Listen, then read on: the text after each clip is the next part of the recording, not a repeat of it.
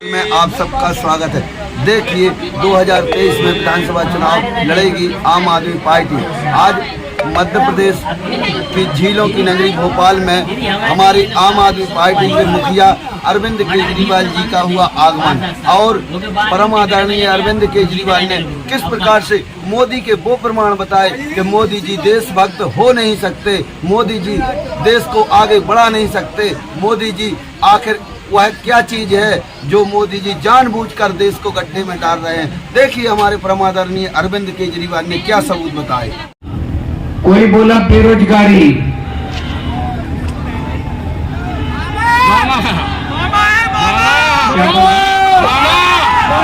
मामा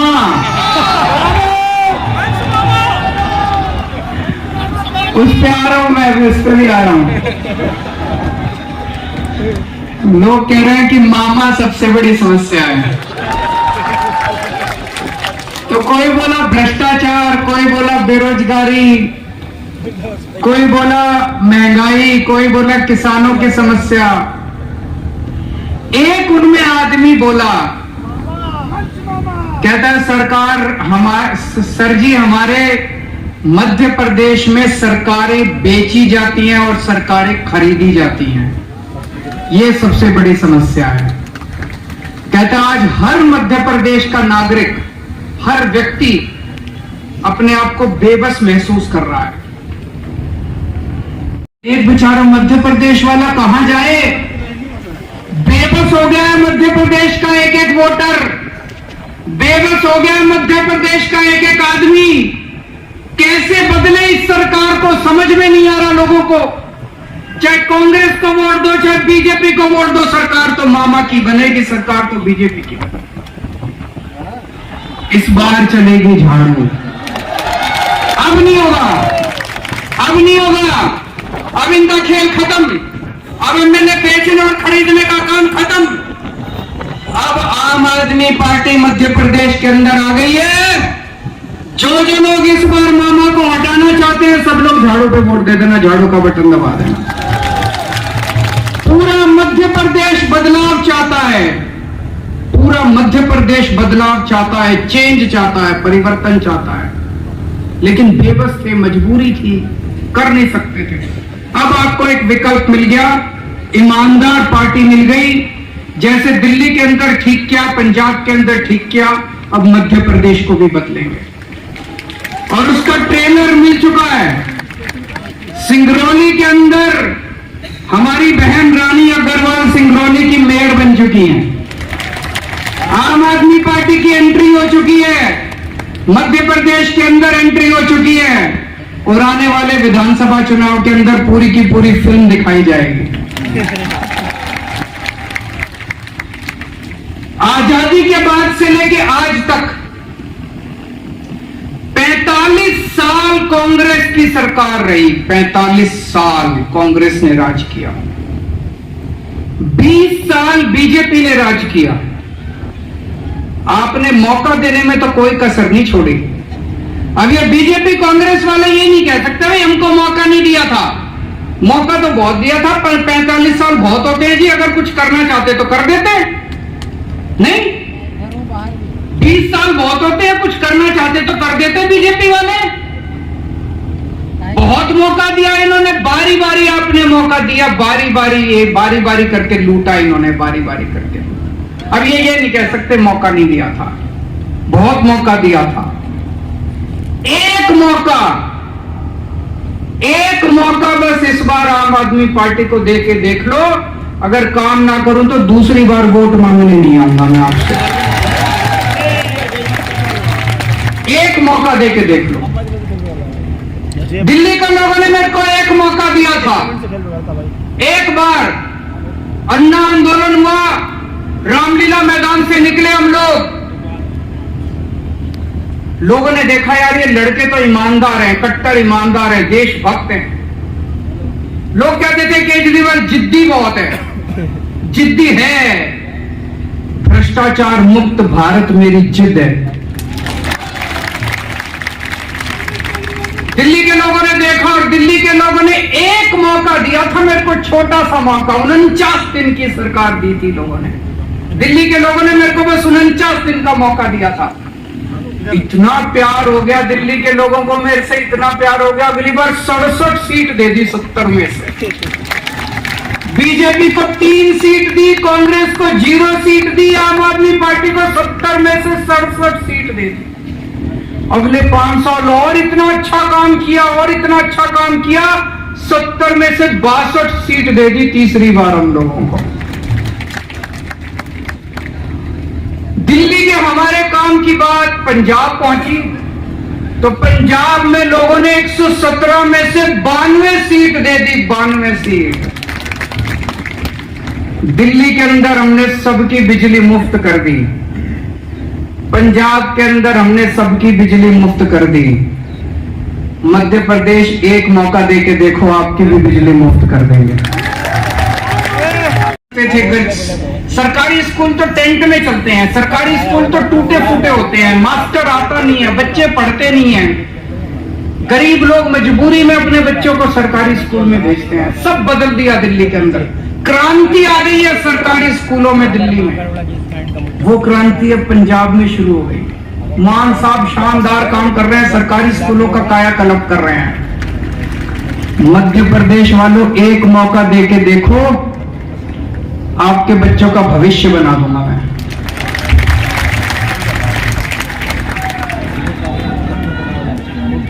दिल्ली के अंदर गली गली में मोहल्ला क्लिनिक खोल दिया हमने, सारे सरकारी अस्पताल एयर कंडीशनड बना दिए, सबका इलाज मुफ्त कर दिया दिल्ली में। अमीर हो चाहे गरीब हो, चाहे 5 रुपए की क्रोसिन लेनी हो, टेबलेट लेनी हो, या 5 लाख रुपए 50 लाख रुपए का ऑपरेशन, सब कुछ मुफ्त है। भगवान ना करे आपके घर कोई बीमार हो, लेकिन अगर बीमार हो जाए दिल्ली में कोई, तो चिंता करने की जरूरत नहीं है। आम आदमी पार्टी की सरकार है, सारा खर्चा, सारी दवाइयां, सारे टेस्ट, सारा ऑपरेशन सब मुफ्त होता है। दिल्ली में कर दिया। मान साहब ने अब 500 मोहल्ला क्लिनिक, अभी 1 साल भी नहीं हुआ, दिल्ली में मेरे को 500 मोहल्ला क्लिनिक बनाने में 5 साल लग गए। भगवंत मान ने 1 साल में 500 क्लिनिक, मेरा भी रिकॉर्ड तोड़ दिया। मध्य प्रदेश वालों एक मौका देके देख लो, आपका सबका इलाज मुफ्त कर दूंगा। सारे मध्य प्रदेश के लोगों का शानदार मोहल्ला क्लिनिक बनाएंगे, शानदार अस्पताल बनाएंगे, सबका इलाज मुफ्त कर देंगे, चिंता करने की कोई जरूरत नहीं है। पंजाब के अंदर अभी कई फसलों पे इन्होंने एमएसपी देना चालू कर दिया। एमएसपी का आंदोलन छेड़ा था ना अभी किसानों ने, भाई एमएसपी दो, एमएसपी दो। पंजाब में शुरुआत हो गई है, कई फसलों पे अब एक एक फसल जोड़ते जा रहे हैं, एमएसपी देते जा रहे हैं, एमएसपी देते जा रहे हैं। मुआवजा, फसल अगर बर्बाद हो जाए किसानों को मुआवजा मिलने लग गया, दिल्ली में भी मिलने लग गया, पंजाब में भी मिलने लग गया, मध्य प्रदेश में मौका मिलेगा, मध्य प्रदेश में भी मुआवजा मिलेगा। दिल्ली में मैंने 12 लाख 5 साल में 12 लाख बच्चों को नौकरियां दिलवाई हैं, 12 लाख युवाओं। पंजाब में 1 साल में 27,000 सरकारी नौकरियां दी हैं। और मैं अभी हमारे पंकज सिंह जी से बात कर रहा था, ये बता रहे थे कि कई सारे बेरोजगार अपना धरना लेके आंदोलन करने के लिए जब यहाँ आए तो उनके ऊपर पुलिस ने डंडे बरसा दिए। अरे अपने ही तो लोग हैं यार, कोई पाकिस्तान से थोड़ी आए हैं, अपने तो बच्चे हैं, रोजगार मांगने आए हैं, डंडे क्यों बरसाते हो? रोजगार नहीं दे सकते तो उनको गले तो लगा लो, कम से कम प्यार से बिठा के चाय तो पिला लो, रोटी तो खिला दो उनको, डंडे क्यों बरसाते हो उनके ऊपर? हमको नौकरी देनी आती है, हमारी नीयत साफ है। दिल्ली में करके दिखाया, पंजाब में करके दिखाया। मध्य प्रदेश के युवाओं से मेरी अपील है, एक मौका देके देख लो, आपको सबके लिए नौकरी का इंतजाम कर दूंगा। भ्रष्टाचार की राजनीति अब हमने शुरू की है, काम की राजनीति। आपसे पूछना चाहता हूं, ये बहुत सारे बड़े बुजुर्ग भी बैठे होंगे, पूरा आजादी के 75 साल में कोई एक पार्टी बता दो जिसने आपको आके कहा हो कि मेरे को वोट दे दो, मैं आपके बच्चों के स्कूल बना दूंगा। किसी ने कहा? किसी पार्टी ने, बीजेपी ने, कांग्रेस ने, इस पार्टी ने, उस पार्टी ने कभी कहा हो कि मेरे को वोट दे दो मैं आपके बच्चों के स्कूल बनवा दूंगा। किसी पार्टी ने नहीं कहा, बनाने ही नहीं आते इनको, नियत ही नहीं है इनकी। किसी पार्टी ने कहा हो कि हमारे को वोट दे दो, हम आपके परिवार के लिए अस्पताल बना देंगे, आपके लिए बिजली का इंतजाम, किसी पार्टी ने नहीं कहा। करना ही नहीं आता, नियत ही नहीं है इनकी। तो इन्होंने देखा कि भैया केजरीवाल की काम की राजनीति के सामने तो हमारी दाल नहीं गलेगी, तो उन्होंने षड्यंत्र रचना चालू किया मेरे खिलाफ कि केजरीवाल को रोको किसी भी तरह। पहले दिल्ली में था, फिर पंजाब में चला गया, अब गुजरात में वो कहते हैं ना शेर की मांद के अंदर घुस गए, गुजरात के अंदर घुस गए, हमारी एंट्री हो गई गुजरात में। इस बार 14% वोट आए हैं, देख लेना 2027 में सरकार ना बन जाए तो हम लोगों ने। अब ये गुजरात में भी चला गया, रोको इसको। तो इन्होंने क्या किया, इन्होंने षड्यंत्र रचा मेरे खिलाफ। इसके ऊपर कीचड़ फेंको, केजरीवाल के ऊपर कीचड़ फेंको, बोलो केजरीवाल भ्रष्टाचारी है, केजरीवाल भ्रष्टाचारी है।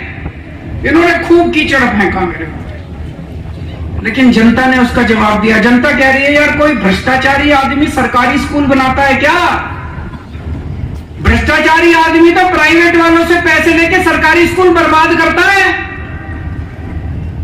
कोई भ्रष्टाचारी आदमी सरकारी अस्पताल बनाता है क्या? फ्री में इलाज कराता है क्या?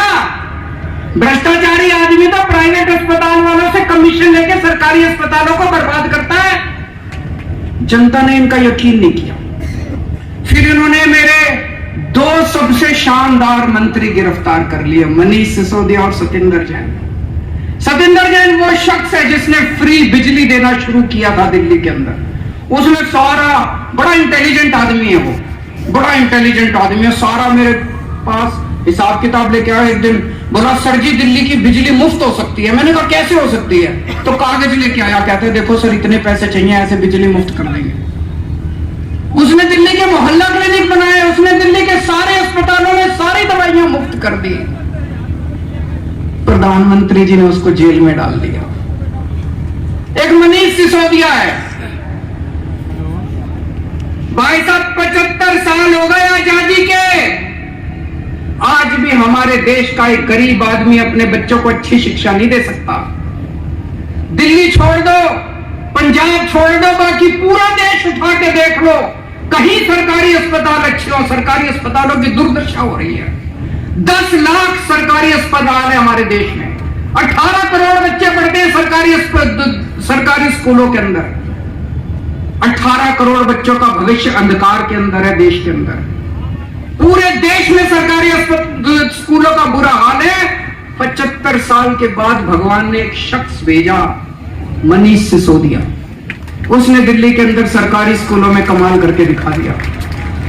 भाई साहब आप जितने लोग हैं, मैं मजाक नहीं कर रहा, मैं आपको न्योता दे रहा हूं, आप दिल्ली आओ, दिल्ली के किसी सरकारी स्कूल में घुस जाना, आपको यकीन नहीं होगा, शानदार 5 स्टार बिल्डिंग है हमारे सरकारी स्कूलों की।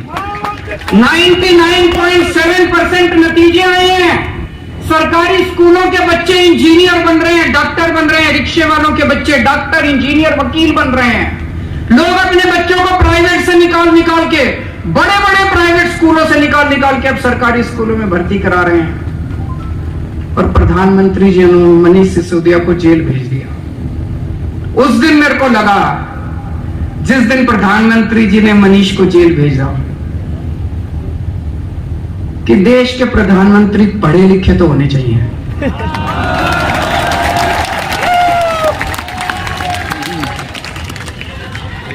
होने चाहिए कि नहीं होने चाहिए? अगर देश के प्रधानमंत्री पढ़े लिखे होते तो उनको शिक्षा का महत्व पता होता कि शिक्षा कितनी जरूरी है देश के विकास के लिए। अगर देश के प्रधानमंत्री देशभक्त होते तो वो ये नहीं सोचते कि मनीष सिसोदिया आम आदमी पार्टी का है कि फलानी पार्टी का है कि ढंकी पार्टी का है। वो मनीष सिसोदिया जैसे शख्स को देश का शिक्षा मंत्री बना देते और कहते थे जा मनीष सिसोदिया 10 लाख स्कूल ठीक कर दे। पर हमारे प्रधानमंत्री जी ने क्या किया, ऐसे शख्स को उठा के जेल में डाल दिया। उस दिन मुझे लगा कि देश के प्रधानमंत्री पढ़े लिखे होने चाहिए।